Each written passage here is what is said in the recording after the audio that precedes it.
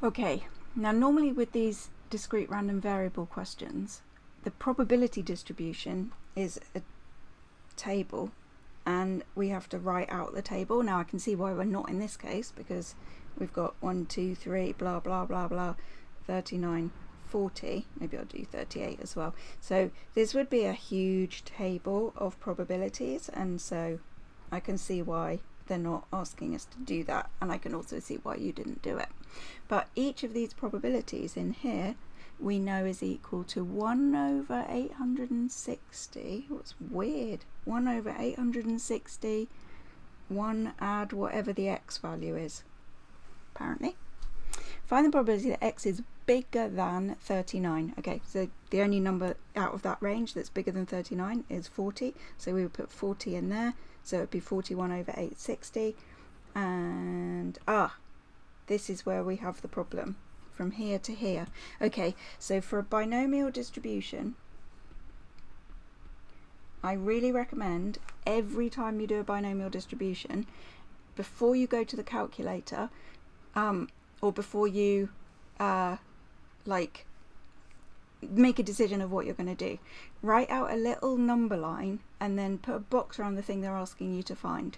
So in this case, there'd be 1, 2, 3, blah, blah, blah, blah. Obviously, we're not going to write out all of the numbers. I'll just go up to the top end where they're asking 37, 38, 39, 40. They ask for the probability that x is bigger than 39, which is this. So there's two ways of thinking about that. I can think of it as the probability that x is 40, or I can think of it as the probability that 1 minus the probability that x is less than or equal to 39. Now this one is great if we've got a binomial distribution, because we can then put it in the calculator. But for this one, I would have to do all of these individually and then add them all up. So obviously we're not going to do that. So obviously we're just going to find the individual probability that x is 40, which you didn't do. So you did the probability that it's 39, which is this,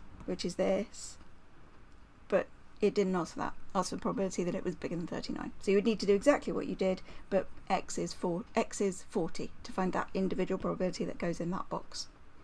Okay, now this one, given that x is even, determine the probability. You've used the conditional probability formula. But I swear there were other questions in here where I know why. Okay, so here it was given and here it was given, so both these were conditional probability and you didn't use the formula, so I thought maybe you'd forgotten it or you didn't know it. So clearly you do know it, but in this case, because you didn't know the individual bits and bobs, you didn't write that down, which makes this a really good example of where you could have got more marks.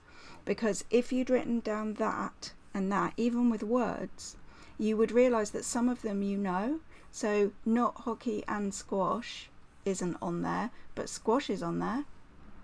Is it? Oh, maybe it's not.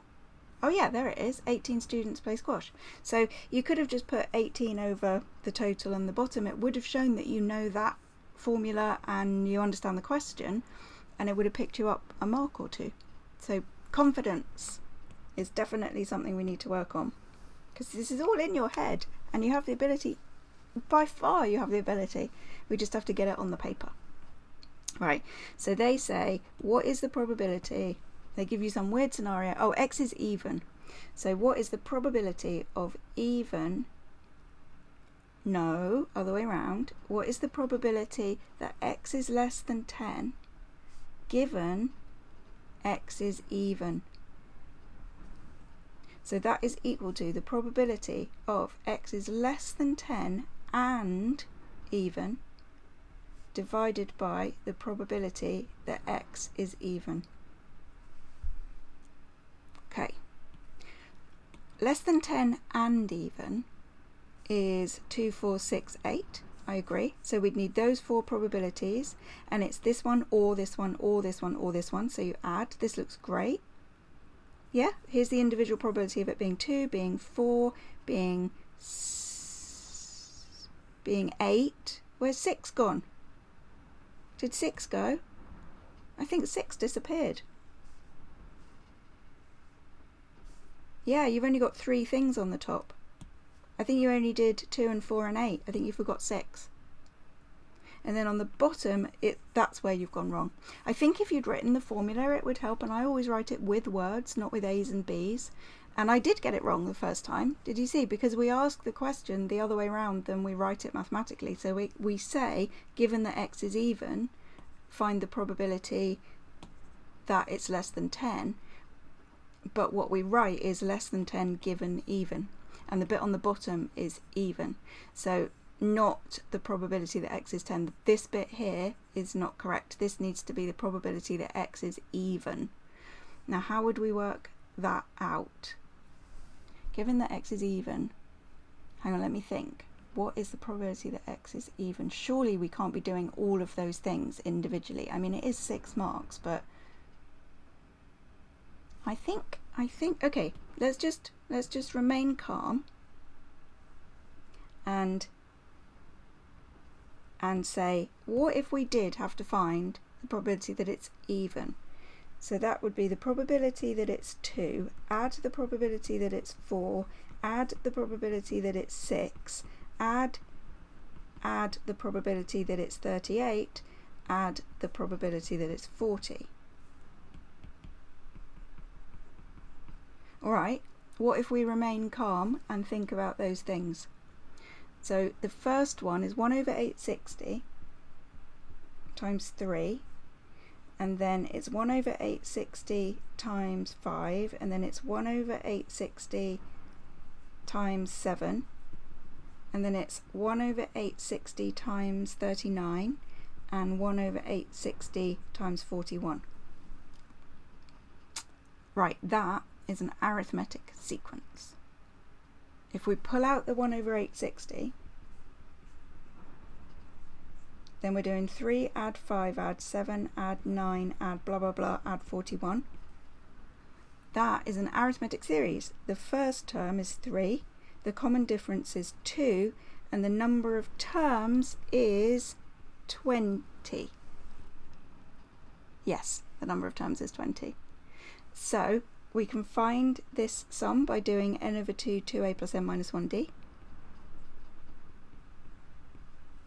And then we'll know what they will add up to. Then we times it by 1 over 860, and then we would have this, which is what goes on the bottom. And then you get your probability. Not the easiest question, and it might be that when I look at the mark scheme, there's a cleverer way of doing it, and I'll think, oh, silly. But I'm pretty sure that's a valid way of doing it. That's what I would do in the exam. I would panic. Oh my goodness, how am I going to find the probability that it's even? Then I would try to stop panicking, calm down, start doing it, and just have faith. Let's see if something happens and it's not actually as hard as I am feeling it might be, which is what happened.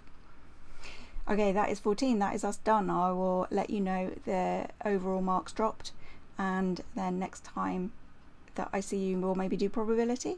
Bit of stats work, I think. See you later.